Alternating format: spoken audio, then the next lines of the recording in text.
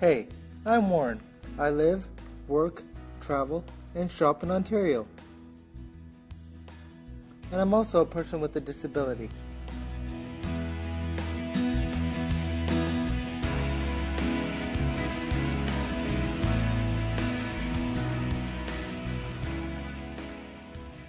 To me, accessibility means a level playing field and equal opportunity for everyone in all aspects of life, whether it be employment or access to businesses. I don't really believe in the word disability. To me, the word disability means differently abled. Like some people would say that because I'm in a wheelchair, I'm automatically disabled. No, I just look at it as a different way to get around. Just as you get around on your 2 feet, I get around by using this controller. You need to understand that people with disabilities want to contribute to your business.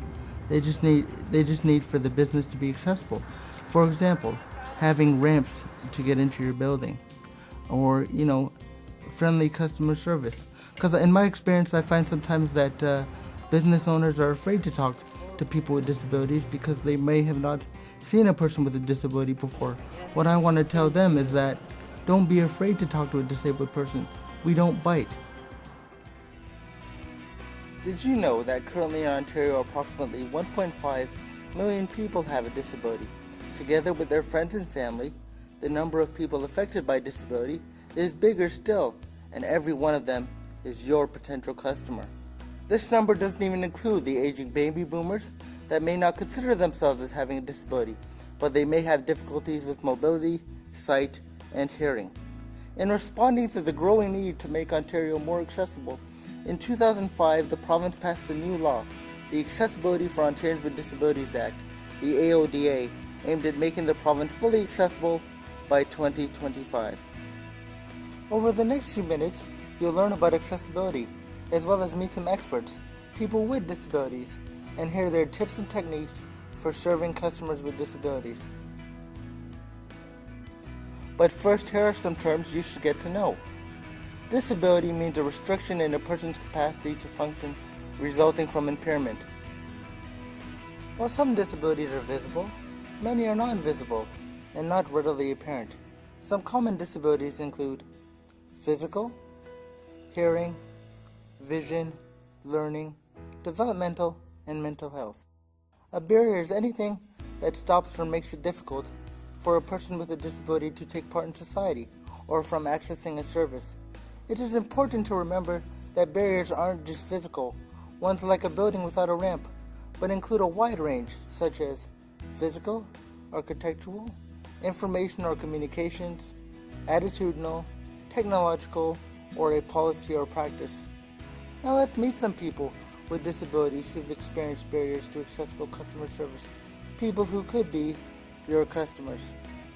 Okay, my name is Victor Palmer. I am a loss prevention officer at a music store. I am, officially it's learning disabled. What I have is an auditorial deficiency, so I don't understand. I mixed up the vowels and consonants, when I mispronounce words. Hi, my name is Philip Daniels. I'm deaf. I'm completely deaf. Now I'm a part-time teacher here at Yeshiva Nevesh Dovid. I am Kay Leslie. I'm currently working with Scotiabank as a human resource manager in workforce diversity. I was born with a visual impairment. I was born with a condition called macular degeneration. I'm Mary Daniel. I work with Link Up Employment Services. We're an agency for employment, helping people in employment. A woman in my condition, I have achondroplasia, and achondroplasia is another word for dwarfism. My name is Ezra Radford. Kathy Lemon, and I had a dream of having my own business. Well, this is the dreams. We bake brownies, lemon squares, date squares, cookies. I'm Laurie Sue Robertson. I own a company called Disability Awareness Consultants, and I teach people who aren't disabled how to work with people who are. I'm married, and I take care of my husband and my dad and my house and my cat and my dog and have a normal life like everybody else. I just happen to have arthritis that sometimes stops me from walking and sometimes doesn't. And I've got a seizure disorder that sometimes makes me choke and sometimes doesn't. My name is Lee, and I was diagnosed many moons ago with bipolar disorder. And my main thing is to educate people, to educate everybody about mood disorders so the stigma is eliminated. Yeah, I do motivational speeches, and I talk about my bipolar disorder. It's a very, very, very hard illness, but I've overcome it. A person who has a disability is not handicapped. It's the barriers in the environment that makes it very difficult for a person with a disability. Let me give you an example of what I mean. Sometimes when I go out with my friends, I can't get into a building simply because there's no ramp. As a result, I have to take my business elsewhere. I've also experienced attitudinal barriers. For example, sometimes when I'm out with my friends at a restaurant, the waiter or waitress might ask my friends, would he like a drink, rather than ask me directly. For me, providing accessible customer service is an integral part of providing excellent customer service, treating everyone equally and with respect. We're going to spend a few minutes with the people you just met as they discuss some of the barriers they encounter as a customer. I often go into a restaurant and there's good food and I want to order something and I point to what I want. But then, so they take my order, but then I taste it and it's not cooked enough. So I have to write down, and then the waiter apologizes and brings it back. But that was sort of frustrating for me. That was a barrier because he didn't understand. There are a number of challenges that I face every day. Some of them are more physical barriers. I mean, I can't run, I can't jump, I can't do stairs, but I get most places that I want to go. Some of them are more attitudinal barriers. Well, I like shopping. I really do like shopping, and sometimes they're nice. But some people are not so nice. I have had individuals appear to be almost a little bit resentful because they have to spend an extra 2 minutes assisting me. Mostly it's talking to me like a child.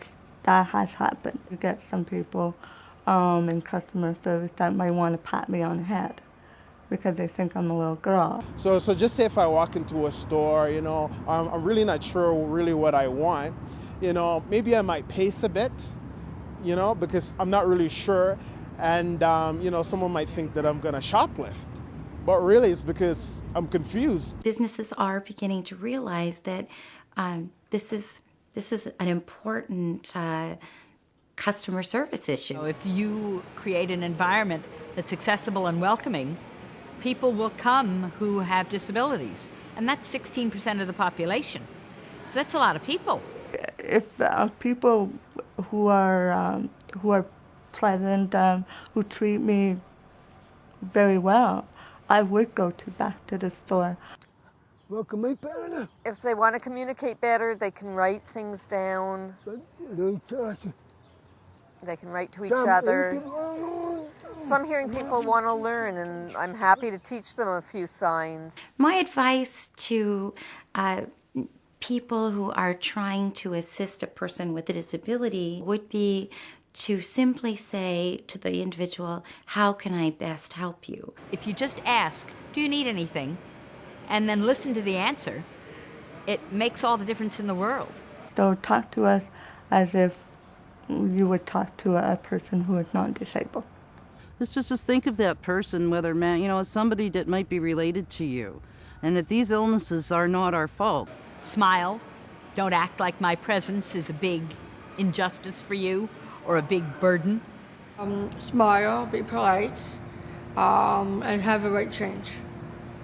So I guess what it boils down with is to be treated with respect and to be treated like a person, just like everyone else. What good customer service really boils down to is indeed something quite simple: respect. I've got an easy way for you to remember some basic guidelines on how to best serve a customer with a disability. Talk with them. That's right, TALK. T. Take the time to ask, may I help you? at the beginning to understand the needs of persons with disabilities when they enter your office or service center, or in providing a service by phone or internet.